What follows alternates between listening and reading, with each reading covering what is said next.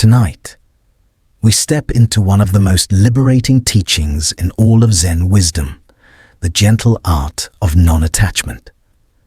This teaching does not ask us to withdraw from life.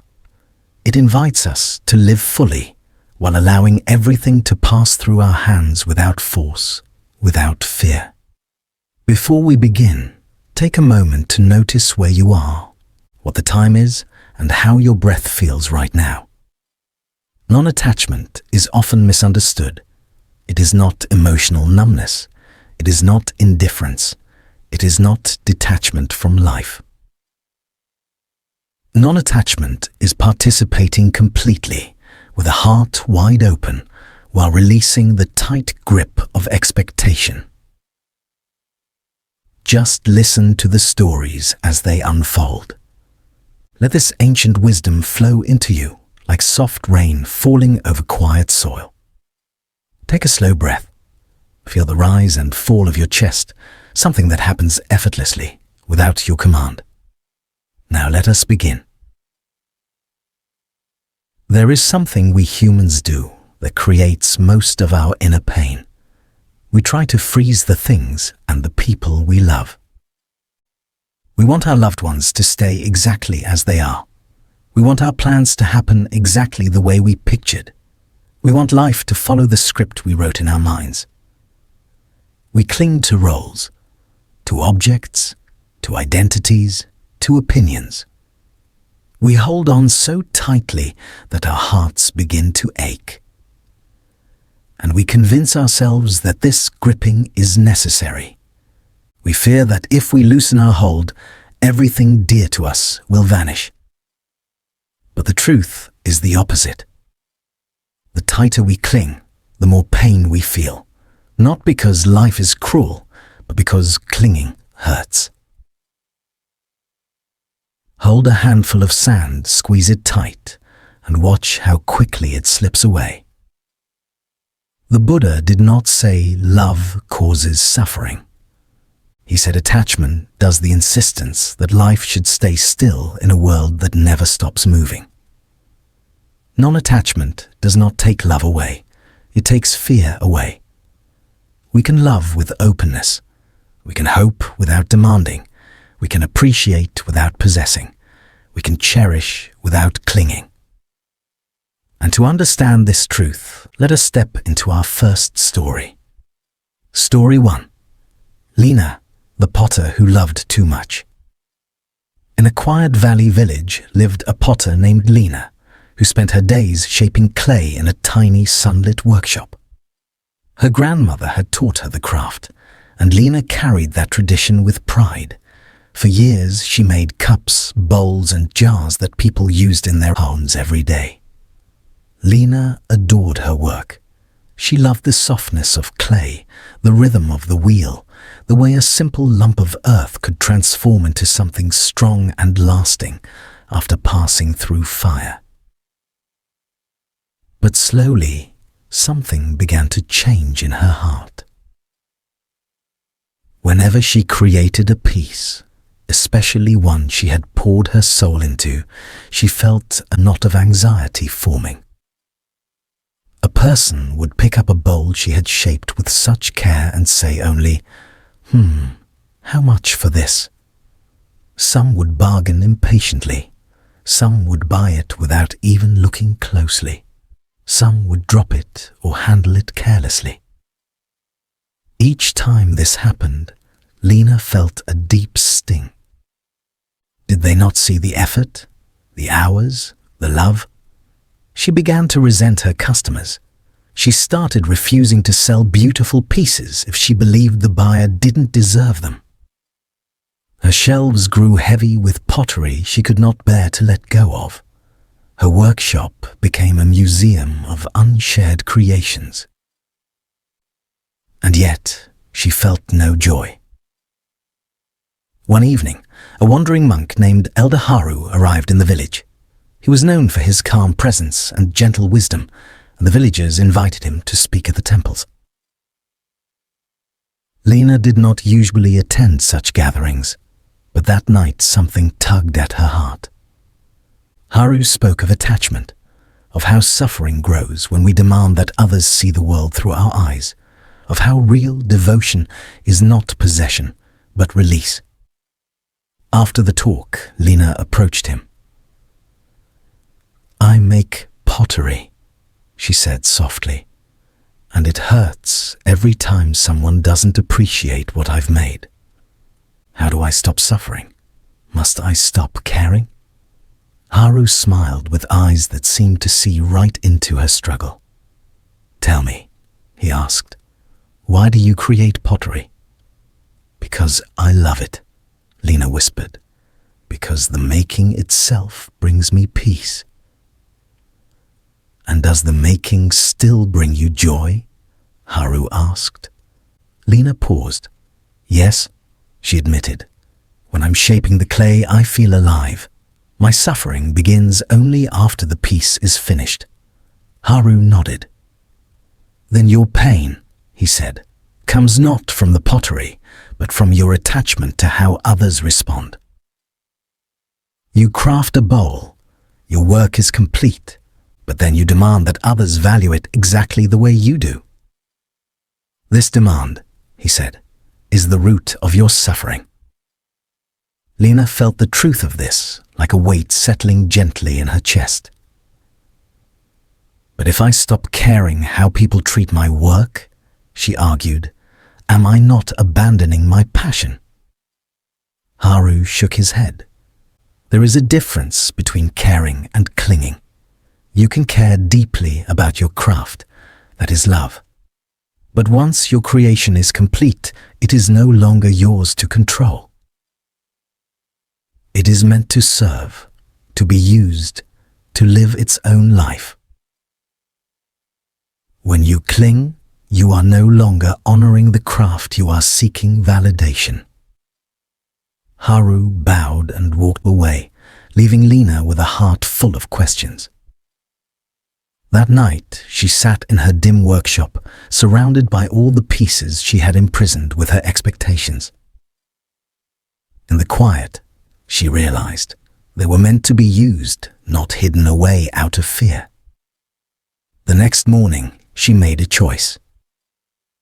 She opened her shop. She placed every stored piece on the shelves.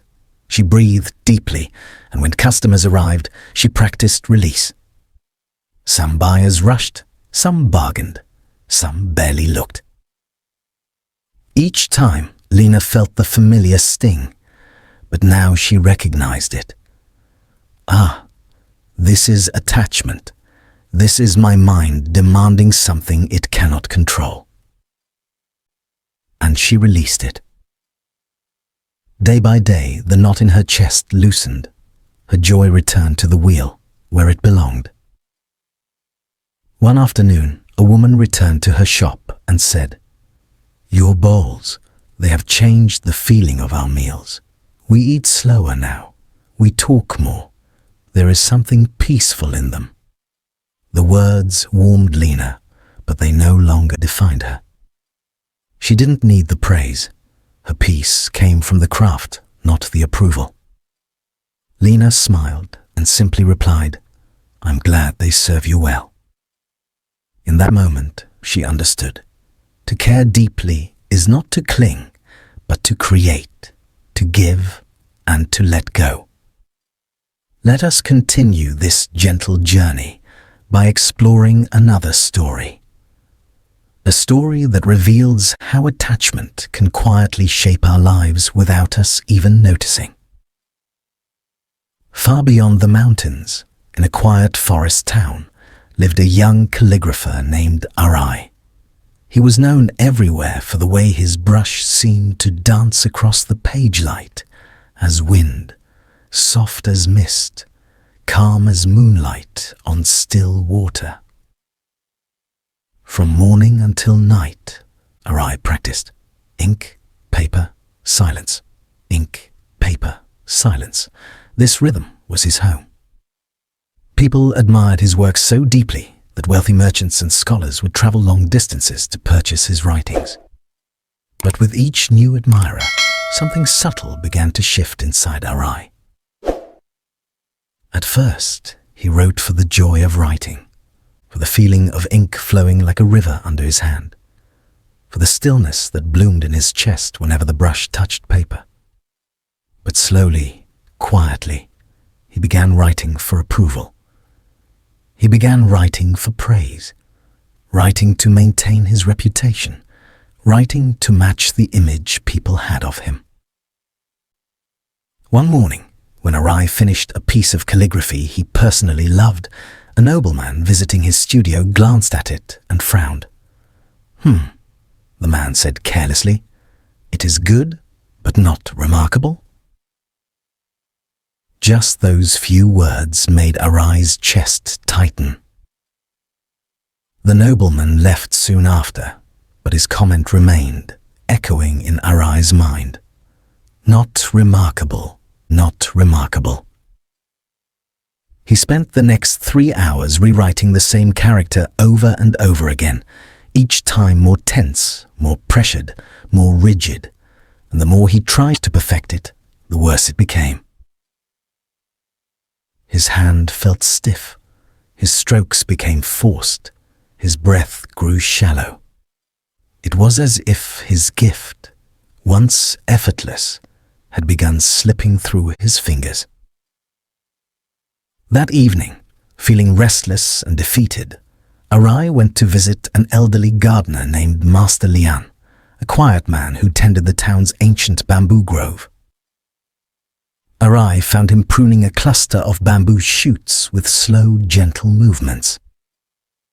"Master Lian," Arai said softly, "something is wrong with my art. My work feels lifeless. Everything I create now feels heavy, as though it carries the weight of 1,000 expectations." Master Lian looked up with a small smile. "You are suffering," he said, "because you have stopped writing. You have begun performing." Arai frowned.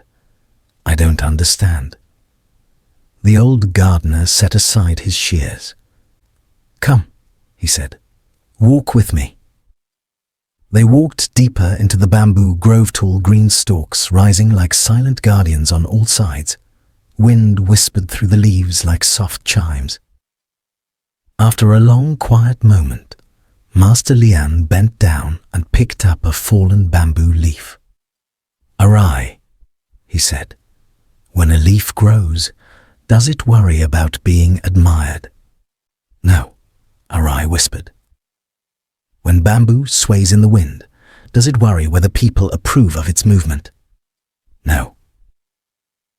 "And when the sun sets," Lian continued, "does it adjust itself so someone will praise its beauty?"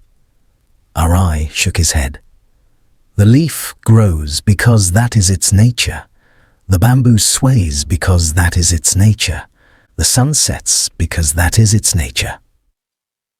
But you, Arai, you no longer write because it is your nature.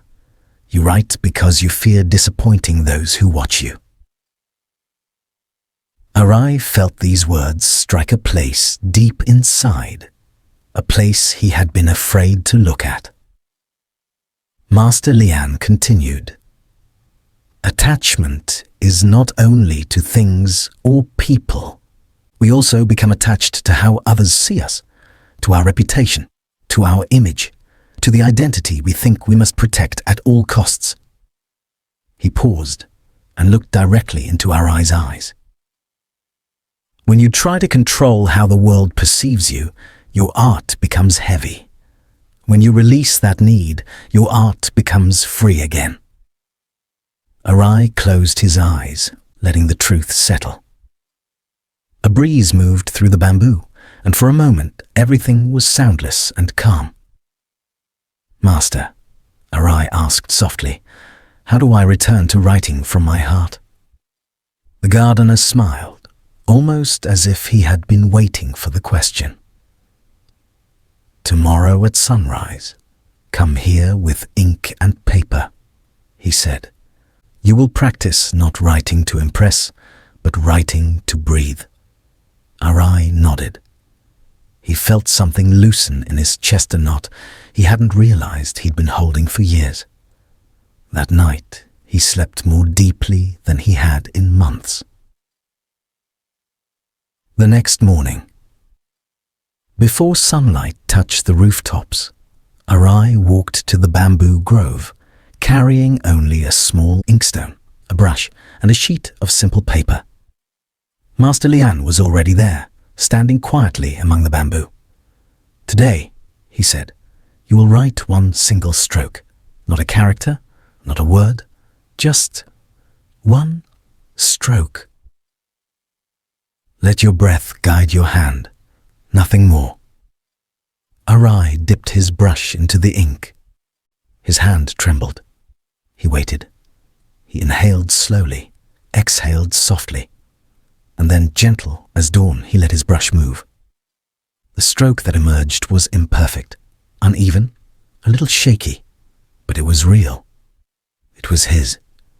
Master Lian smiled. "That," he said, "is the first honest stroke you have made in a long time." Arai stared at it. It didn't look impressive or skillful, but it felt alive. "Again," Master Lian said. So Arai drew another and another, each one lighter, freer, more fluid. Hours passed. Sunlight warmed the grove. Wind moved the bamboo like waves of green. By noon, Arai had filled 10 sheets, not with masterpieces, but with breath, with presence, with freedom. And something inside him shifted again. He realized he had been gripping his identity so tightly that he had suffocated the very thing he loved. Now, for the first time in months, he felt spacious again. He felt like himself again. Over the next few days, Arai returned to the bamboo grove at sunrise. He no longer carried stacks of expensive paper or elaborate brushes, just a single sheet, a single brush, and a heart learning how to breathe again. Each morning, Master Lian gave him a simple instruction. Write what the moment feels like, not what your reputation demands. Arai soon discovered that the moment always had something different to say. Some mornings, his strokes were bold and confident, alive like mountain wind. Other mornings, they were soft and delicate, like fog drifting across still water. And sometimes the ink spread unevenly on the page, leaving faint marks that looked almost accidental. But Master Lian would simply nod and say, "Even accidents carry truth." Arai began to feel something unfamiliar, yet deeply comforting. Freedom without achievement, expression without performance, being without proving. He realized how many years he had lived, not for himself, but for the stories others held about him. Stories of his talent, stories of his greatness, stories of who he was supposed to be. These stories had become chains, but each day in the bamboo grove, one more link dissolved. The visit from the nobleman. One afternoon, just as Arai was finishing his quiet practice, a familiar voice echoed through the trees. "Arai, I've been searching for you." It was the same nobleman whose earlier comment had shaken him. His robes were rich, his voice commanding, his presence heavy. "I came to purchase more of your work," the nobleman said. "I hope you have something exceptional this time." Arai felt a tiny tremor inside his chest, a faint whisper of the old fear. Not remarkable. But then he breathed, just one slow breath, and he felt that whisper dissolve like mist. "I have made many pieces," Arai said calmly, "but none of them were made to impress you." The nobleman blinked, startled. "No, but I am your highest-paying patron." Arai bowed respectfully. "I am grateful for your support," he replied. "But I no longer create for praise. I create because it is my nature, as bamboo grows, as water flows, as wind moves. The nobleman frowned, confused. He looked at the sheet in Arai's hand, a simple stroke, soft and imperfect. "This," he said, "this is not worth anything." Arai smiled gently. "To you, perhaps, but to me, this stroke is priceless." Master Lian stepped forward silently and added, "When art is created from freedom, it needs no validation." The nobleman shook his head and left, muttering under his breath. But Arai felt lighter, not because he had pleased the nobleman, but because he no longer needed to. The quiet transformation. Weeks passed. Arai's reputation, surprisingly, did not fade. In fact, people began to seek him even more. Not because his strokes were technically perfect, but because they carried a quality rarely found in this world: presence, peace, breath, truth. Each of his new works radiated a quiet sincerity that deeply touched those who saw them. Some said his calligraphy made them feel calm even before reading the characters. Others said it felt like a mirror, reflecting something true inside themselves.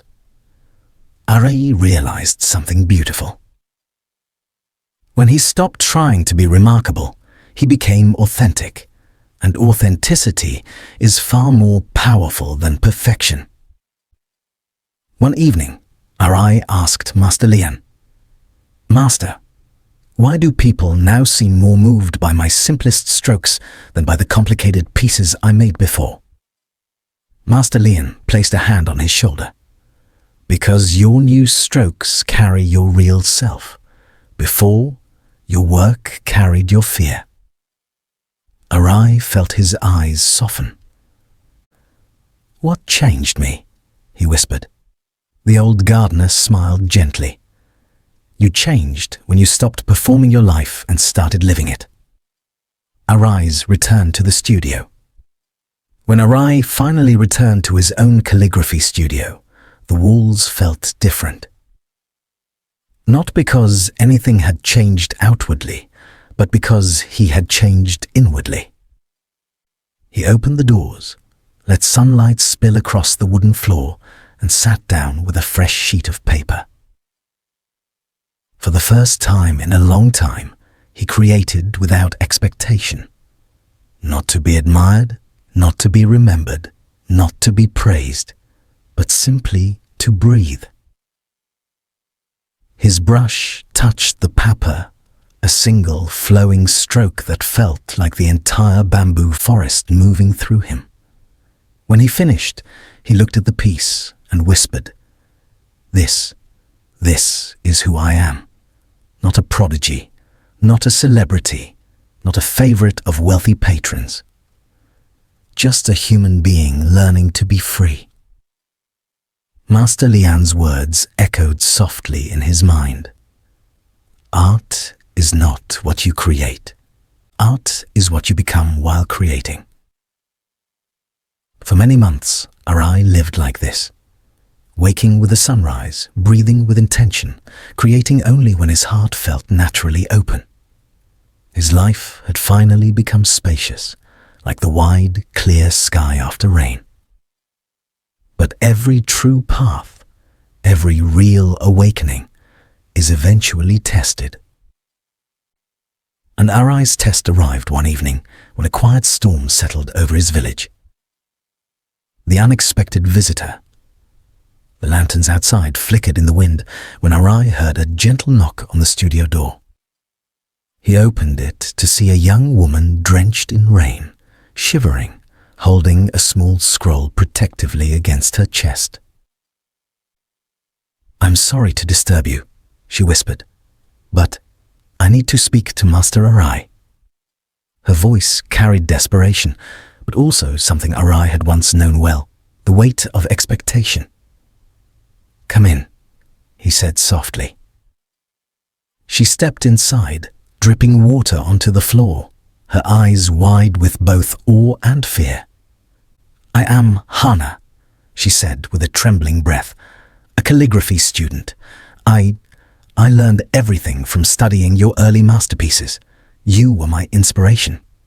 Arai bowed slightly. "I am honored," he replied. "But tell me what brings you here in such a storm." She slowly unrolled the scroll she'd brought. Inside was a large sheet of paper filled with dozens of strokes perfectly balanced, technically impeccable, yet strangely lifeless. "I submitted this to a national art competition," Hana said.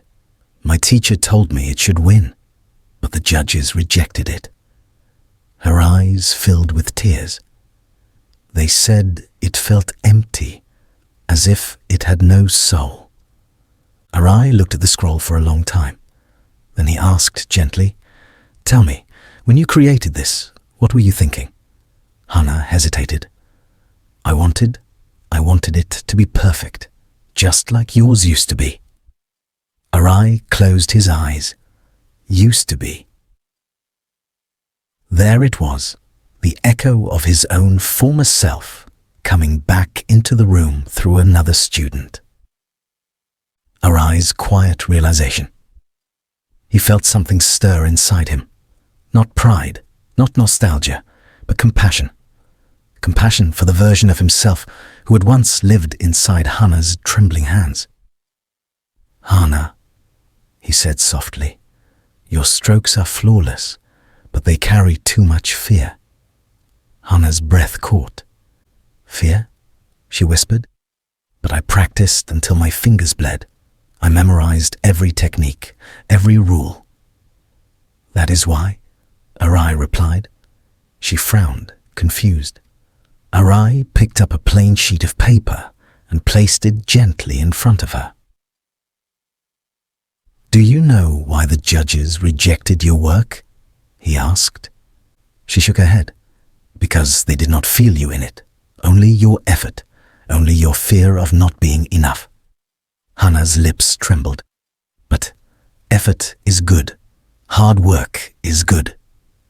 "Yes," Arai said.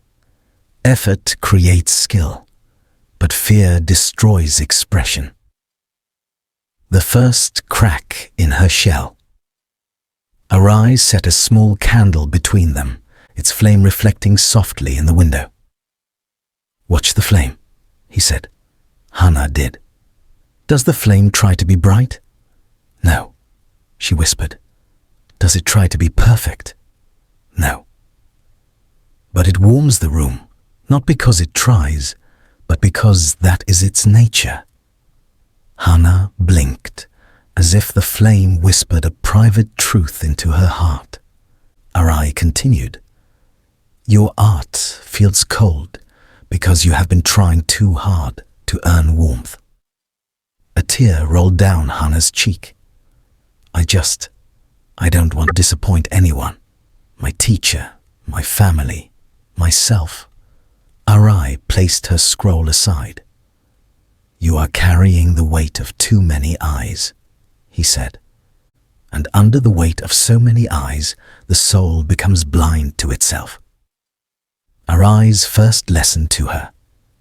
He handed her a fresh brush. "With this next stroke," he said, "I want you to express something real, not impressive, not perfect." "Real?" "Yes," Arai whispered. "The truth of this moment, whatever it feels like to be you." Hana swallowed, hands trembling. The storm outside howled, rain striking the roof like 1,000 quiet reminders of impermanence. She dipped the brush into ink and hovered above the page. At first, she hesitated.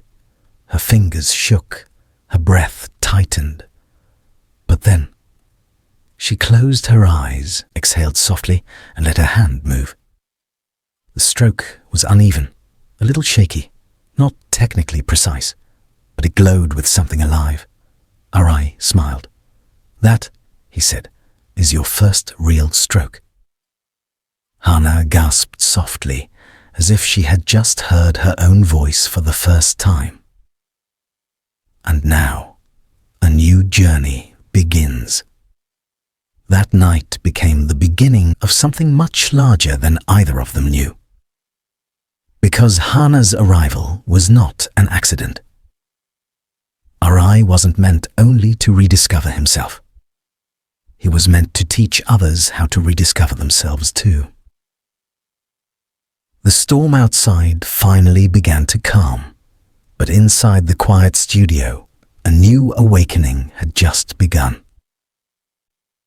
As the woman slowly stood up, still wrapped in the gentle glow of Buddha's blessing, she felt something shift inside her, something soft, yet powerful. For the first time in many years, her heart wasn't heavy. It felt light, like a quiet lamp had been lit within her chest. Buddha began walking along the dusty path again, his steps calm, his presence serene.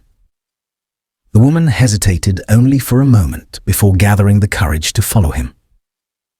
"Bhagwan," she called softly, "you healed my home, but what about my heart? Why did my sorrows come in the first place?" Buddha paused under the shade of a large banyan tree. The golden sunlight trickled through the leaves above him, forming a halo of light around his calm face. He sat down on a smooth stone and gestured for the woman to join him. She sat, trembling with questions. Buddha lifted a dry leaf from the ground and held it gently in his hand. "This leaf was once green," he said softly, "but it dried, not because it was weak, but because the season changed." The woman looked at the leaf, then at Buddha, unsure. He continued, "Your suffering was not a punishment, it was a season that taught you how deeply you can endure, and how beautifully you can rise again." A soft tear escaped her eye, not of pain, but of release. Buddha smiled gently, as if reading her heart.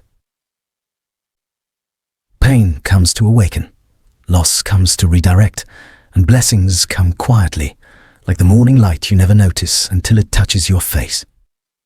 The woman's breath steadied. Her mind, which had been full of storms, finally felt still, like a quiet lake under the moonlight. "But Bhagwan," she whispered, "will suffering return?" Buddha placed the dry leaf back on the ground. "Even the tree that loses all its leaves," he said, pointing at the banyan tree above, "is not dead. It is preparing for new life." The woman felt the meaning settle into her soul. Buddha rose slowly, his calm presence radiating like soft golden warmth. "Do not fear the seasons of life," he said. "Walk with awareness, and every season will become your teacher." The woman bowed deeply, this time not out of desperation, but gratitude. When she looked up, Buddha had already begun walking again, his saffron robe swaying gently in the breeze, leaving behind a trail of peace, like the earth itself was calmer where he stepped. The woman watched him go, her heart finally whispering, "I am not broken anymore." And for the first time in years, she smiled. That night, as the woman returned to her small but now peaceful home, a gentle silence embraced the village. The air felt different, lighter, calmer, almost as if Buddha's presence had washed the dust from every corner of the world. She lit a small clay lamp and placed it near her window. For years, she had slept with fear in her heart, but tonight there was only stillness. As she closed her eyes, she whispered, "Buddha said, suffering is a season. Then maybe my spring has begun." With that thought, she drifted into a deep, restful sleep her first in many years. The next morning, when dawn returned, the world outside her home seemed gentle. Birds sang softly. The sunlight was warm but not harsh. Everything looked familiar, yet transformed. Because she was changed. She stepped outside and noticed something unusual. People in the village, people who normally ignored her or looked away, stood gathered in small groups, whispering. Their faces held confusion, some with fear, some with curiosity. The woman walked closer. An old man approached her, his voice trembling. "Did you meet the Holy One?" She nodded quietly. The old man exhaled sharply, almost relieved. Something happened after he passed through our village. He pointed to the fields, and what she saw made her breath catch. Fields that had been dry for months, cracked, lifeless, barren, were now covered in fresh green shoots. Overnight, the villagers said it was impossible. They argued it must be a trick of light, but as the sun rose higher, the truth became undeniable. Life had returned. The woman remembered Buddha's words, "Do not fear the seasons. Every season comes to teach you, and every ending carries the seed of a beginning." She felt a warmth spread through her chest, not because she believed she had caused it, but because she understood what the miracle meant. Healing begins the moment the heart opens. A new purpose. Days passed, then weeks. The woman, once unseen and forgotten, slowly became a source of comfort for others. People came to her, not for magic, not for miracles, but for the peace that radiated from her. And she would tell them gently, "Peace doesn't come from miracles. It comes from understanding the meaning of your suffering." She helped a lonely widow light her first lamp after months of grief. She sat with a young boy whose father had left home. She guided a worried mother through a night of fear. Not with power, not with preaching, but with calm, patient presence. The gift Buddha had awakened inside her. One quiet evening. Many months later, as the woman sat outside her home watching the moon rise, she felt a familiar soft breeze pass by. And in that moment, she closed her eyes. For she felt it the same gentle warmth she had felt on the dusty road that day. As if Buddha himself was walking past her home once again. She smiled, a deep, peaceful smile. "I understand now," she whispered to the breeze. "The blessing was not my home. The blessing was your teaching." And the wind carried her words into the night, soft and light as a prayer. That night, long after the moon had risen above the quiet village, the woman sat on the steps of her small home, watching the silver glow spread across the earth. The world seemed slower, softer, almost as if time itself had paused to breathe. Her heart was calm, but somewhere inside her, a gentle longing stirred a wish she had never dared to express aloud. She wanted to see Buddha again. Not for blessings, not for miracles, but simply to bow and say thank you. The lamp beside her flickered with a soft golden flame, and she murmured, "If he ever returns, I want to serve him tea with my own hands." It was a small wish, but it felt sacred. And life has a way of hearing such honest wishes. A sudden journey begins. A week later, just as the sun was rising, a traveler arrived in the village. His clothes were dusty, his face tired, but his eyes were filled with excitement. He spoke to the villagers in a trembling voice. "Buddha is nearby. He rests in the mango grove not far from here." The woman, who was sweeping the front of her home, froze. Her heart felt as if someone had awakened a sleeping bird inside it. She placed her broom aside, washed her hands, wrapped her shawl carefully, and without telling anyone, she began walking toward the grove. Her steps were slow, not out of fear, but out of reverence. Every leaf seemed to whisper. Every breeze felt like a guiding hand. Every heartbeat was a prayer. Let me reach him. Let me see him just once more. The grove of stillness. When she finally reached the mango grove, the world around her felt enchanted. Birds were unusually quiet. The air was still, as if holding its breath. Even the sunlight filtered through the trees in gentle, soft rays. Under a large tree sat Buddha, surrounded by disciples, bathed in quiet radiance, his face calm like a still lake. For a moment, the woman stood frozen behind a tree, afraid her presence might disturb the peace. But Buddha opened his eyes, and as if he had been expecting her, he smiled. A warm, knowing smile. The woman felt her knees weaken. Tears filled her eyes unbidden. She slowly stepped forward and bowed deeply. Buddha spoke softly. "You have come far, yet the journey was already within you." She wiped her tears, her voice trembling. "I only wish to thank you." Buddha nodded gently. "Gratitude is the purest offering. Sit, child." She sat near him, her hands trembling, not with fear, but with a feeling she had not known in years. Belonging. Her wish comes true. After a moment of silence, she whispered, "Lord, may I serve you tea?" The disciples looked surprised.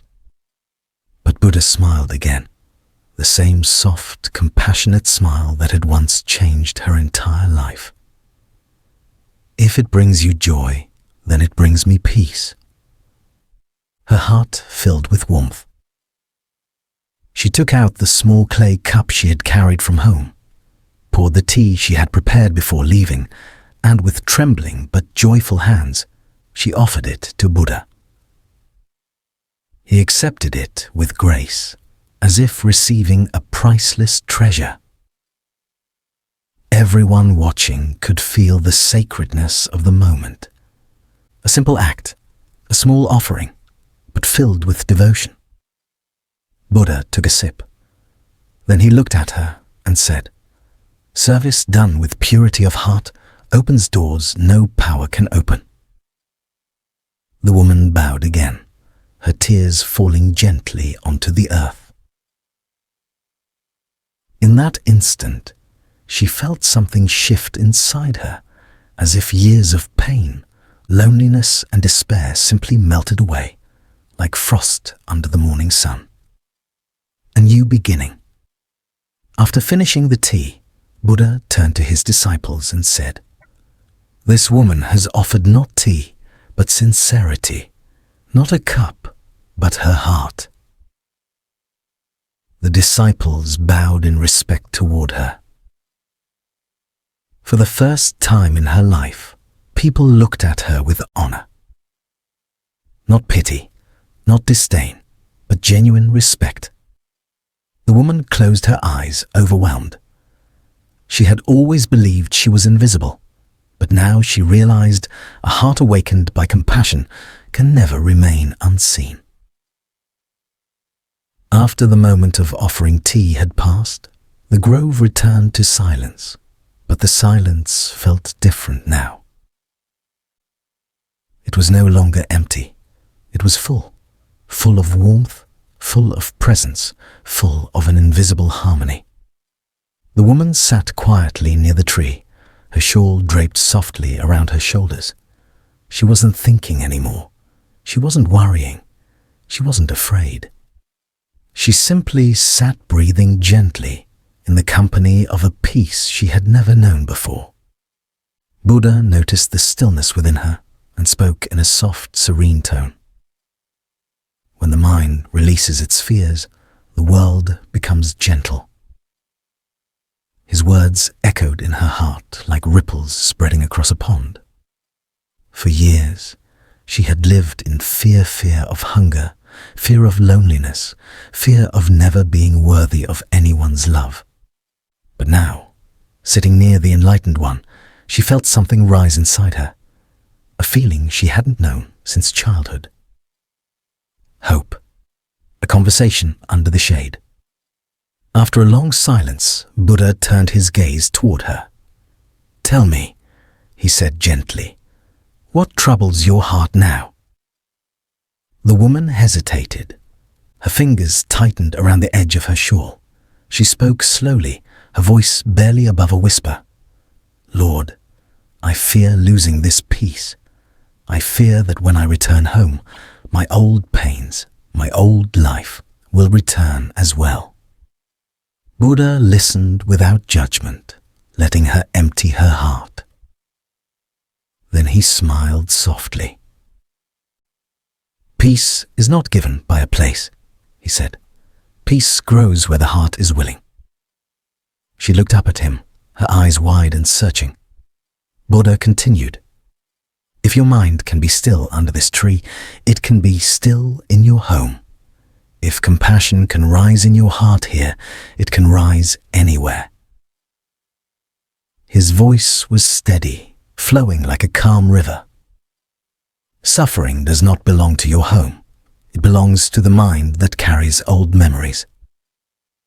The woman felt something loosen inside her, a knot she had carried for years, perhaps even decades. The hidden burden. Taking a deep breath, she finally spoke what she had never told anyone. "Sometimes I feel unworthy of kindness." Her voice cracked softly. "People have always looked at me as if I am nothing. I started believing it." She lowered her head, afraid to look at Buddha. But he gently placed his hand on the ground beside him and said, "Look at the soil." She glanced down. Does it complain that people walk over it? Does it refuse to hold seeds? Does it feel unworthy to support life? She shook her head softly.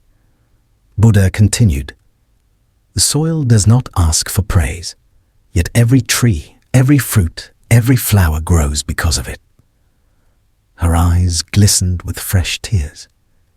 "You are like the earth, child, silent, humble, but capable of giving life to goodness." Those words pierced through every wound in her heart. For the first time, she didn't feel small. She didn't feel forgotten. She didn't feel unimportant. She felt seen. A lesson for the heart. A soft breeze passed through the grove, rustling the leaves above them. Buddha spoke again. "Your worth is not lost. It was only covered by years of sorrow." She wiped her tears gently. "How do I uncover it, Lord?" Buddha's eyes softened. "By seeing yourself the way you wish the world would see you, with kindness, with patience, with compassion." He paused, letting the words settle. When you look at yourself with love, the world slowly learns to do the same. The woman felt her breath deepen. The heaviness she had carried for so long began to loosen like chains quietly falling away. A new path appears. As the sun moved across the sky, Buddha prepared to continue his journey with his disciples. The woman bowed deeply. But before leaving, Buddha said, "You have served tea to me. Now serve kindness to yourself." She lifted her head slowly, absorbing the words. Buddha then added, "And whenever the world feels heavy, remember this grove. Come back to this moment. Peace will return." warm calmness settled inside her. It was not the peace she hoped to receive from Buddha, it was the peace she discovered within herself. The woman watched as Buddha and his disciples slowly disappeared down the dusty village path. For a long moment, she stood completely still, not because she was frozen, but because something inside her was awakening. The grove remained silent, but now the silence felt like a blessing. A gentle wind passed through the branches, brushing her cheek as if the world itself was whispering, "Begin again." She took a deep breath. The air felt different, clean, light, as if it had been washed by the words of an enlightened one. A soft return to the village. When she finally walked back toward her village, her steps were slow but steady. People looked at her the way they always had, with indifference, with casual dismissal, sometimes even with quiet pity. But something was different. This time, their looks didn't pierce her. Their judgment didn't settle on her shoulders. Instead, she felt wrapped in a soft shield, the stillness she had discovered under the Bodhi tree. As she walked, she whispered to herself, "Peace grows where the heart is willing." She repeated Buddha's words like a mantra, and with every repetition, she felt the tightness in her chest loosen even more. An unexpected act of kindness. When she reached her tiny hut, she noticed a little boy sitting outside thin, tired, and holding a torn cloth in his hands. He looked up at her with wide, hungry eyes. In the past, she might have walked inside, overwhelmed by her own struggles. But today, she saw him through Buddha's teachings. She knelt in front of him. "Are you hungry, child?" He nodded timidly. She looked at her small clay pot inside the hut. There wasn't much, just a handful of rice left. Not enough for comfort, not enough for certainty, but enough for compassion. Without hesitation, she cooked the little she had and served him. The boy ate quietly, and when he was done, he looked up with eyes full of gratitude. "Thank you," he whispered. She smiled gently, a smile she didn't even know she had. At that moment, she remembered Buddha's words. When you serve others, you discover the goodness hidden within yourself. And for the first time in many years, she felt the warmth of purpose rising inside her. Night of quiet understanding. That night, she sat outside her hut and looked up at the sky. The moon hung low, glowing softly. She clasped her hands together and closed her eyes. Memories of her hardships surfaced. The nights she cried, the days she starved, the times she felt invisible. But this time, the memories didn't hurt. They simply floated through her. She whispered, "I forgive life for not being gentle with me." Then she added, "And I forgive myself for believing I was unworthy." A single tear rolled down her cheek knot, a tear of pain, but a tear of release. A new dawn for the heart. The next morning, she woke with a sense of clarity. A slow transformation had begun, not dramatic, not loud, but deep and steady. She swept the front of her hut, poured a little water on the dry soil, and placed a small wildflower near the entrance. Just a simple gesture, just a quiet sign that her heart was opening. And then, something unexpected happened. A neighbor, an elderly woman who had never spoken to her kindly before, walked past and paused. "That's a beautiful flower," she said softly. The poor woman smiled, but this time there was no shyness, no hesitation. Thank you. Her voice sounded different even to her own ears. Gentle, grounded, almost serene. The elderly woman nodded, surprised by the calm radiance she felt around this once-forgotten soul. The quiet ripple begins. Within days, something subtle began happening.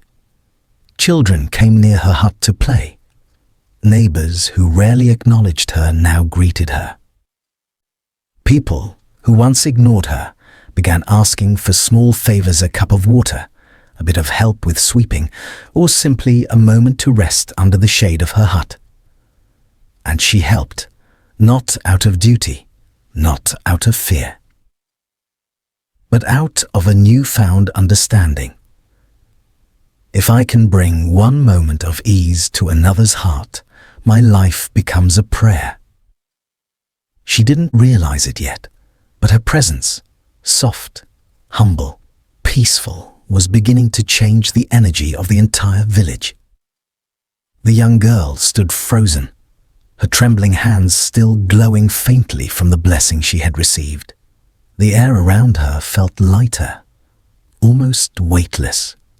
Birds had stopped singing, the wind had paused, and even time itself seemed to hold its breath. Buddha turned to leave, walking slowly along the dusty village path. Each step radiated a soft light, like he was carrying dawn within him. But the girl couldn't move. She felt a pull in her heart, gentle, warm, impossible to ignore. "Lord, may I walk with you?" she whispered. Buddha did not turn immediately. He looked toward the horizon, as if listening to the silence. Then, with the softest smile, he said, "You may walk as far as your heart is awake." The girl rushed to his side. For the first few moments, neither spoke.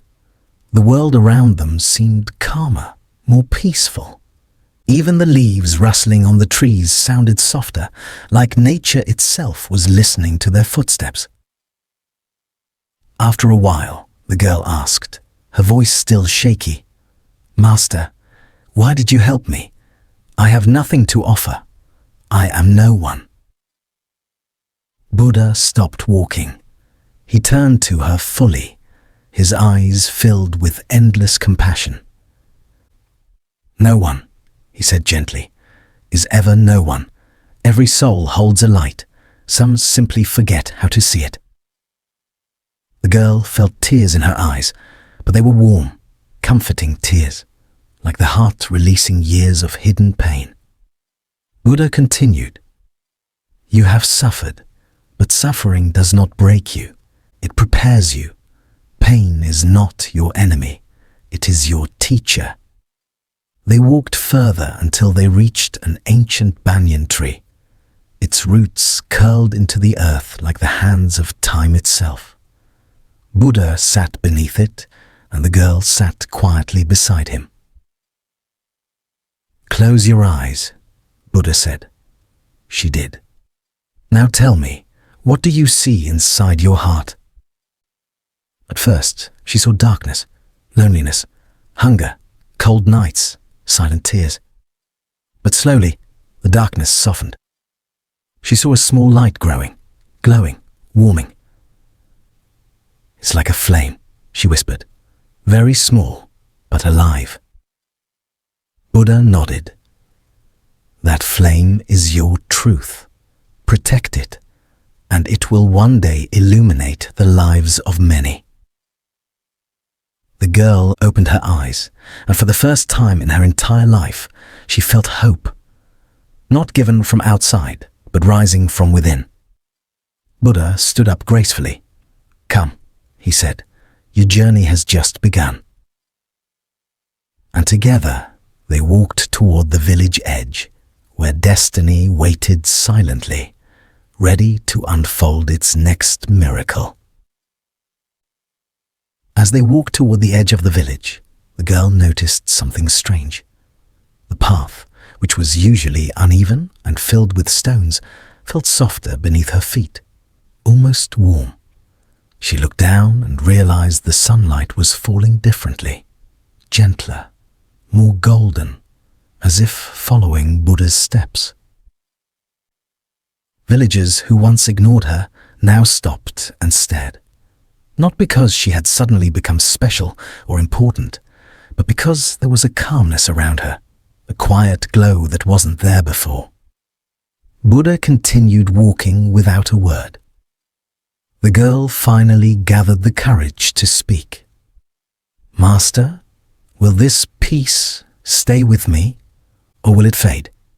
Buddha smiled, the way a silent lake smiles back at the moon. "Peace never leaves," he said softly. "It is we who wander away." The girl felt his words settle into her heart like seeds. As they passed a small stream, she saw her reflection. She gasped. Her face looked the same, yet different. The tiredness was gone. There was a softness in her eyes, the kind that comes when the heart finally rests. She touched her cheek gently. "Is this me?" Buddha nodded. "This is the you that suffering tried to hide." They reached a point where the path split into two, leading deeper into the forest, the other back toward the village. Buddha stopped. "This is where our paths separate for today," he said. The girl's heart tightened.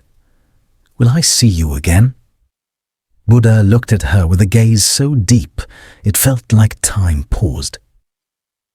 "You will see me," he said, "whenever you choose compassion over anger, whenever you choose truth over fear, whenever you choose to heal instead of hurt." The girl felt tears rising again. "But, Master, what should I do now?" "Begin with one act of kindness," Buddha replied, "even toward yourself, especially toward yourself." He took a step toward the forest, the golden light gently following him. "Remember," he added, "no one is born broken. We only forget our wholeness." The girl watched as Buddha disappeared into the trees, his presence lingering like a warm breeze. She stood alone at the crossroads, yet for the first time in her life, she did not feel alone at all. A new strength stirred inside her, quiet, steady, unshakable. She took a deep breath, placed her hand on her heart, and whispered, "I will protect my flame." Then slowly and calmly, she turned back toward the village, ready to bring light to places that had only known darkness. As the girl walked back toward the village, something within her felt different, not louder, not brighter, but deeper, like a quiet lamp that had just been lit. Every step she took felt lighter. When she entered the village, people looked at her with mild surprise. They couldn't understand it, but they sensed a small shift in the air around her, as if a breeze of peace followed her wherever she went. She went to her small hut, the same broken home she had lived in all her life, but today it didn't feel hopeless.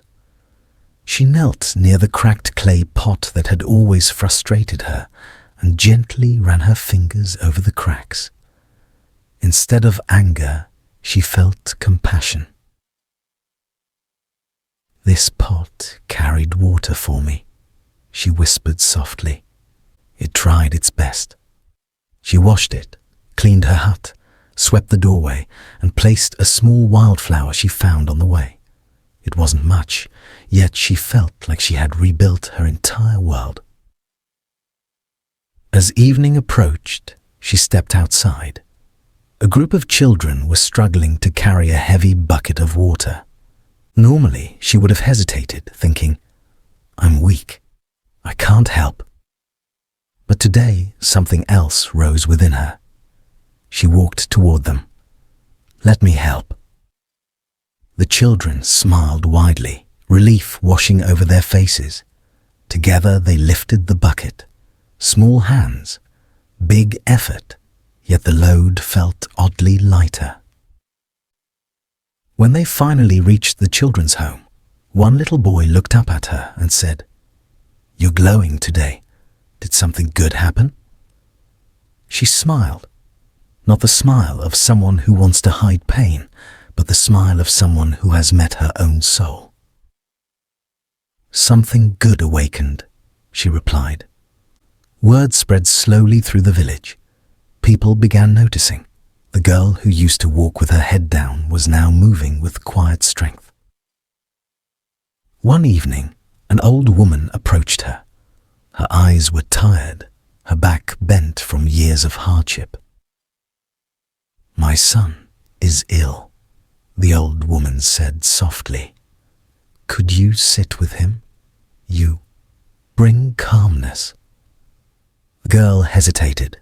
She wasn't a healer, but then she remembered Buddha's words, "Begin with one act of kindness." So she followed the old woman. Inside the hut, the boy lay shivering. The girl sat beside him, held his hand gently, and whispered a simple prayer, not asking for miracles, but offering her presence. Slowly, the boy's breathing steadied. He opened his eyes and looked at her peacefully. "You make the fear go away," he murmured. She felt the warmth of tears again, not from sadness, but from understanding. In helping others, she had begun healing herself. Day by day, the village changed, not because of miracles, not because of magic, but because one quiet girl decided to choose kindness again and again. The villagers began treating each other differently, more gently, more patiently, as if her calmness was awakening theirs. But something deeper was unfolding within the girl. Each night, she sat outside her hut, looking toward the forest where Buddha had walked away. The moonlight touched the trees softly, and she felt a strange calling, not a voice, not a sound, but a whisper within her heart. "You are not done yet." She closed her eyes, breathing slowly, letting the silence settle around her like a warm blanket. One night, she felt it. A change in the wind, a shift in the air. The forest seemed to hum with a gentle vibration. And then, in the silence, a single firefly appeared, glowing brighter than any she had ever seen. It hovered near her, circling gently, almost as if guiding her. Her heart stirred. Was this a sign? Was Buddha calling her again? As the firefly danced toward the edge of the village, she felt the pull grow stronger. A new journey was beginning. She stood up slowly, took a breath, and followed the light. The girl followed the glowing firefly as it drifted gently toward the forest. The night was quiet, yet alive. Every leaf seemed to shimmer with moonlight, and the wind whispered as though carrying ancient secrets. She walked slowly, barefoot on the soft earth, feeling a sense of familiarity, as if her soul already knew this path. Deeper into the forest she went. The trees grew taller, their branches arching above her like a natural temple. Silvery light filtered through the canopy, illuminating the firefly that led her forward like a tiny star. After some time, the firefly stopped near a small clearing, a place filled with stillness, where even the breeze paused as if waiting. The girl stepped into the clearing, and suddenly she felt it. Peace. A peace so profound it silenced every thought, every fear, every question. The firefly hovered for a moment, glowing brighter and brighter until its light spread across the clearing like a soft sunrise. And then slowly, gracefully, it dissolved into pure radiance. Out of that radiance, a faint silhouette appeared. a calm presence, a gentle form, a figure wrapped in silence and compassion. Her breath caught. It was Buddha, but not in the way she had seen him before. This time, he looked almost luminous, as if the moonlight itself had taken shape. He walked toward her with the softness of a drifting cloud. She felt her knees weaken, and she bowed immediately, tears filling her eyes. "Master," she whispered, "I don't understand why you called me here, but I came." Buddha stood beside her, the earth around them glowing faintly with his presence. "My child," he said softly, "you did not come because I called you. You came because your heart awakened. The light guides those who are ready." The girl lifted her gaze slowly. "Master, I am still broken. I still feel fear. I still doubt myself." Buddha smiled gently, the kind of smile that could heal an entire world. "Even the moon has shadows," he replied, "and yet it lights the whole night." She felt something shift in her chest, a warmth, a swelling, a rising of strength she did not know she carried. Buddha continued, "You helped others despite your pain. You shared kindness when you felt empty. You walked forward even when the path was unclear. This is true courage." She closed her eyes, letting his words settle into her spirit like soft rain. After a moment, she whispered, "Master, what am I meant to do next?" Buddha took a slow breath, and the air around them seemed to vibrate with wisdom. "You will return to your village," he said, "but this time, not as the girl who suffered, not as the girl who waited for miracles, but as the girl who creates them." Her heart trembled. "How can I create miracles?" she asked. Buddha raised his hand and gently touched the top of her head. And in that instant, she felt a wave of calm sweep through her entire being. "You have already begun," he said. She felt herself glowing from inside, as if someone had lit a lamp deep in her chest. Then Buddha said something that she would remember for the rest of her life. "Kindness is the greatest miracle. A single soft word, a single gentle act can transform more hearts than 1,000 blessings."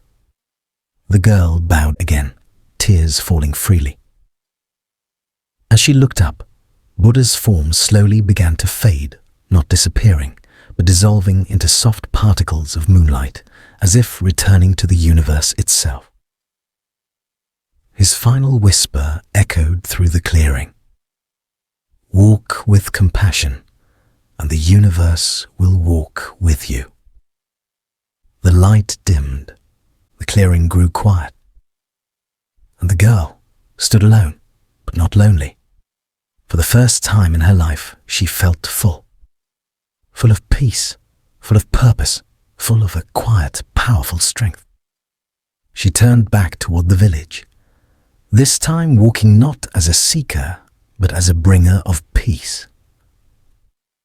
Her true journey was only beginning. The girl walked back toward the village, the path glowing faintly beneath her feet. Every step felt different now, lighter, calmer, filled with a quiet confidence she had never known before. The forest around her seemed to sense the change. The leaves rustled softly, the breeze wrapped around her gently, and even the moon above seemed to shine with a deeper, warmer glow. As she reached the edge of the village, she paused. This was the same place she had lived her entire life, yet she felt as though she was seeing it for the very first time.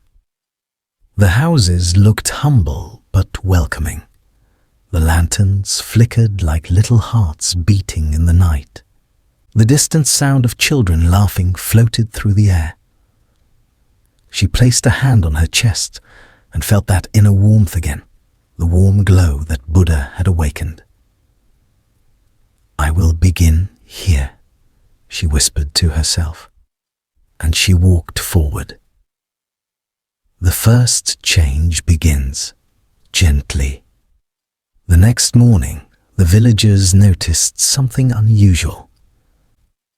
The girl, who once kept her head bowed, who moved silently like a shadow, was walking through the village with a calm smile. She greeted the elders. She helped a woman carry water. She picked up a crying child and soothed him gently. Nothing extraordinary, just simple, gentle kindness. Yet everyone felt it. They felt the peacefulness in her presence, the softness in her voice, the warmth in her eyes. One of the elders stopped her and asked, "My child, something is different in you. Your face is glowing. What happened?" The girl smiled softly. "I simply learned to be still," she replied.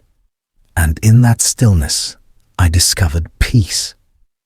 The elder looked confused, but comforted, as though her words carried a calmness that settled into the heart without explanation. Small acts, big shifts. Over the next few days, the girl continued spreading quiet kindness. She sat beside an old man who felt lonely. She helped a merchant calm his anger during an argument. She taught a group of children how to breathe slowly when they felt scared. People began noticing something remarkable. Whenever she was near, their worries softened, their stress dissolved, their minds felt clearer. It was as though she carried a gentle light inside her, and anyone who came close felt a little of that light themselves. The village slowly transforms. Within a week, something even more surprising happened. The entire atmosphere of the village began to shift. Neighbors who used to argue began speaking more gently. Families who hadn't talked for months began reconciling. Even the marketplace, usually loud and tense, felt peaceful. It was as if the girl's newfound calm had become contagious, spreading from one heart to another. People started saying to each other, "Have you noticed? Ever since she returned, the village feels calmer. It's like she carries Buddha's blessing. When she speaks, my mind becomes quiet." But the girl never claimed anything for herself. Whenever someone thanked her, she simply bowed with humility and said, "The peace you feel is the peace that has always lived inside you. I only reminded you of it." But deeper lessons were waiting. Though the village was changing beautifully, life always brings new challenges. And soon, a test arrived that would shake the village's peace. A traveler came, a man with a restless spirit, a sharp tongue, and a heart heavy with anger. He complained about everything. He argued with everyone.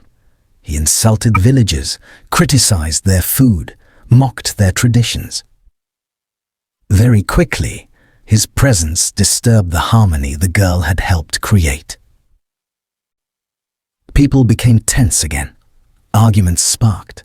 Old fears returned.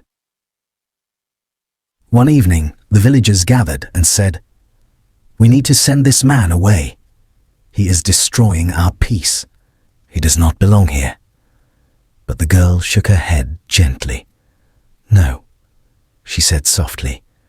"He has come for a reason." They looked at her, confused. "What reason?" someone asked. The girl replied with calm certainty. "Sometimes the universe sends the troubled to teach the peaceful how deep their peace truly is." The villagers were silent, unsure, but the girl knew. This man, this wandering traveler with a wounded heart, was going to lead her into the next lesson Buddha had prepared for her. lesson about compassion, not for those who are kind, but for those who are hurting inside. Her new journey was just beginning. The sun began to set behind the hills, painting the sky in soft shades of orange and gold. The village prepared for night, but the girl remained awake, her heart filled with a quiet awareness. She knew the traveler's arrival was not random. His presence was loud, disturbing, chaotic, yet beneath that chaos, she sensed a deep suffering. And suffering, she remembered, is always a call for compassion. That night, while the villagers whispered angrily about the stranger, the girl walked alone to the quiet lotus pond behind the village. She sat on a flat stone, closed her eyes, and allowed her breath to settle like dust in still water. Slowly, her mind became calm. The moon rose high behind drifting clouds, and in the soft glow of moonlight, she felt a presence beside her. She opened her eyes gently. And there stood the Buddha, radiant, serene, glowing with an inner light that warmed the entire pond. Buddha's teaching in the moonlit silence. The Buddha looked at her with eyes full of kindness. "My child," he said softly, "you have learned to calm your own heart. Now it's time to calm the heart of another." The girl lowered her gaze. "Lord," she whispered, "he brings so much anger, so much restlessness. How do I help someone who does not want peace?" Buddha smiled gently. "Even the fiercest storm, if you sit with it long enough, eventually runs out of rain." The girl looked up slowly. Buddha continued, "People who shout the loudest are often the ones who are hurting the most. Their anger is not a weapon, it is a shield." He placed his hand above the surface of the pond. The ripples beneath his palm grew still. When you meet anger with fear, it grows stronger. But if you meet it with understanding, it begins to dissolve. Then he said, the words she would remember forever. Do not try to change him. Simply be the calm he has never known. A warm light enveloped her, and in the blink of an eye, Buddha's presence softened into the night air. The girl sat alone again, but her heart was glowing with certainty. She knew what she must do. A new day, a new approach. The next morning, the village awoke to the sound of the traveler shouting again. He yelled at a farmer for walking too slowly.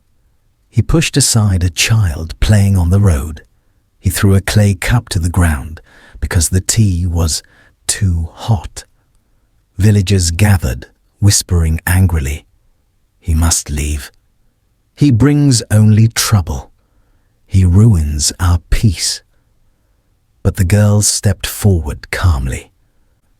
"I will speak with him," she said. The villagers gasped. "Why would you go near him? He will insult you. He will shout at you too." But she simply bowed her head gently and walked toward the traveler. The first encounter. He was sitting alone under the banyan tree, muttering angrily to himself, kicking at small stones on the ground. When the girl approached, he shouted without even looking up. "What now? Have you come to complain about me too?" She stood still and waited for his anger to finish echoing through the air. Then in the softest voice she said, "No, I came to ask, are you hungry?" He froze. For the first time since his arrival, he stopped shouting. His eyes flickered with confusion. "What kind of question is that?" he barked, but the sharpness in his voice had weakened like a flame losing strength. The girl placed a bowl of warm rice and lentils in front of him. "You may eat if you wish," she said gently, "or not. The choice is yours." He stared at the bowl. His lips trembled slightly, a sign no one else would have noticed, but her calm eyes saw everything. Without a word, he grabbed the bowl and began eating hurriedly, as though he hadn't tasted kindness in a long, long time. The girl sat nearby, silently, not watching him, not judging him, just being present. When he finished, he looked at her with suspicion. "Why are you here?" he demanded. "What do you want from me?" She smiled softly. "Nothing," she replied. "I am just sitting." The traveler stared at her for a long time, and for the first time, he had no anger left to speak with. He simply turned his face away and muttered something quietly, words she barely heard. "Thank you. Invisible healing has begun." The girl didn't respond. She simply bowed her head gently and walked away. She did not push him to talk. She did not ask him why he was angry. She did not try to fix him. She just gave him something he had never received, a moment of pure, silent kindness. And sometimes, kindness is the first crack in the wall someone has spent years building. The villagers watched quietly from a distance. They could feel it. Something had shifted. A very small shift, but sometimes the smallest shifts become the biggest turning points. The traveler had tasted his first drop of peace. And peace, once tasted even once, begins searching for ways to return. The next morning brought a soft breeze across the village. People moved quietly, almost cautiously, as if they too sensed something fragile beginning to heal. The traveler, who had arrived like a storm, was sitting again under the banyan tree. But today he was not shouting. He was not kicking stones. He was simply staring at the ground. There was confusion on his face, like a man who expected darkness, and instead found a small flicker of light. The girl approached again, walking with the same calm presence as before. When he saw her, he straightened sharply, not with anger this time, but with a kind of nervousness he didn't understand. He looked away. He didn't know how to behave in front of someone who offered kindness instead of fear. She placed a fresh cup of warm tea beside him. He muttered without looking up, "Why are you doing this?" The girl sat down under the tree, a respectful distance away. "Because everyone deserves a moment of peace," she replied. Her voice was not soft out of weakness. It was soft like water, gentle but unshakable. He didn't touch the tea at first. His jaw tightened and his hands trembled slightly on his knees. Finally, he whispered, almost to himself, "Peace is not for people like me." The girl's gentle answer. She turned her face toward him. "Peace is not something you earn," she said. "It is something you are allowed to feel." He flinched as if her words exposed a wound he had been hiding for years. The traveler picked up the tea with shaking hands. He tried to steady his breath, but it broke halfway through. For a long moment, he said nothing. Then he asked, "Do your villagers know you're here?" "Yes," she replied softly. "And they don't stop you?" "No." He looked at her, searching for sarcasm, or mockery, or judgment, but he found none. Only calm, only honesty. And something within him, something buried deep beneath anger, pride and pain began to loosen. The traveler's walls began to crack. "Why?" he started, then stopped. His voice cracked again. He tried once more. "Why aren't you afraid of me?" The girl folded her hands gently in her lap. "Because your anger is loud," she said, "but your heart is not." His breath caught. It was the first time in years, perhaps in his entire life, that someone saw past his shouting, past his armor, past his scars.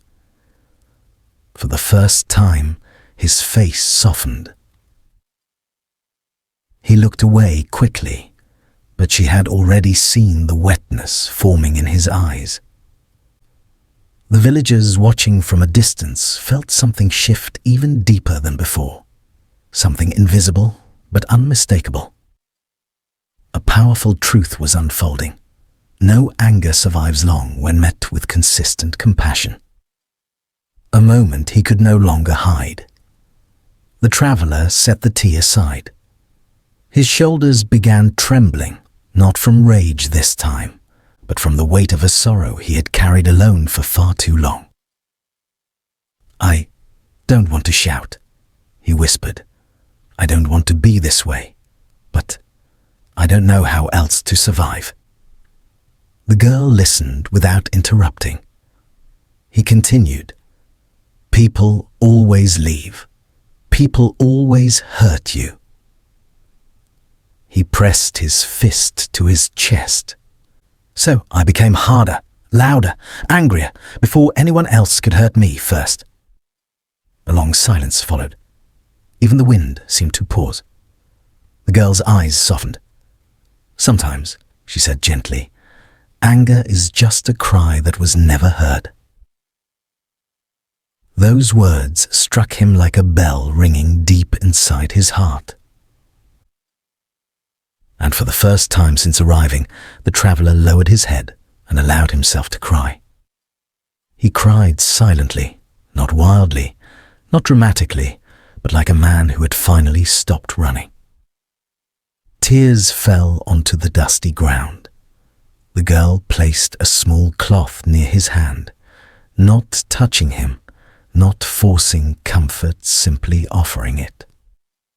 He took it with trembling fingers. And in that quiet moment, under the banyan tree, a lifelong wound began its first step toward healing. The Buddha's teaching awakens in him. That night, as he sat alone, he remembered something, a story from his childhood. He had once heard about a great teacher who taught that suffering ends not when the world becomes kinder, but when the heart becomes free. He closed his eyes. In the stillness behind his breath, he felt something familiar, a presence he could not describe. Like moonlight that doesn't speak, but still changes the entire night. It was the same calm energy that surrounded the girl. And deep inside, he whispered, "Buddha, if you can hear me, show me how to change." It was the first prayer he had made in years. It rose into the night like a small lamp, lit by a soul rediscovering its own softness. And so, as the first rays of dawn touched the quiet village, the young girl slowly opened her eyes. The warm golden glow that had surrounded her had gently faded, but its peace, its calm, still lived inside her. Outside her small window, the world looked the same trees, the same dusty path, but she was no longer the same. She stepped out softly, feeling the cool morning air kiss her skin. The villagers, who had seen the divine light the previous night, approached her with wonder. "Child, what happened?" they whispered. The girl lowered her eyes shyly, her face glowing with a quiet grace she had never known before. "I met the Blessed One," she said softly. "He saw my pain. and he freed me from what I carried alone. The people gathered around her, but for the first time she did not feel small, or weak, or invisible. She felt whole. She felt seen. She felt awakened. That day, she cleaned no houses. She bowed before no cruelty. She walked with quiet dignity. And when she returned to the banyan tree where she had first met Buddha, she found a single leaf resting on the ground, bright, perfect, and glowing faintly in the sunlight. She lifted it gently. At the moment she touched it, she remembered his final words. Suffering ends not when the world changes, but when the light within you begins to rise. A soft smile curved her lips. Yes, the world might still test her, life might still bring storms, but she now carried a flame that could not be put out, a light that would guide her through every shadow. And from that day onward, people often saw her sitting beneath the banyan tree, eyes closed, breathing peacefully, the same peace she had received from Buddha. Some said they saw a faint golden glow around her. Others said her presence alone calmed their troubled hearts. But the girl never claimed anything divine. She simply said, "A little light was given to me. I share it, because that is how light grows." And in that quiet village, beside that ancient tree, a new chapter of compassion began, one heart at a time. The blessing of Buddha did not last for a moment. It lived on through her gentle hands, her calm words, her rising courage, and her radiant, peaceful smile. And that was the true miracle.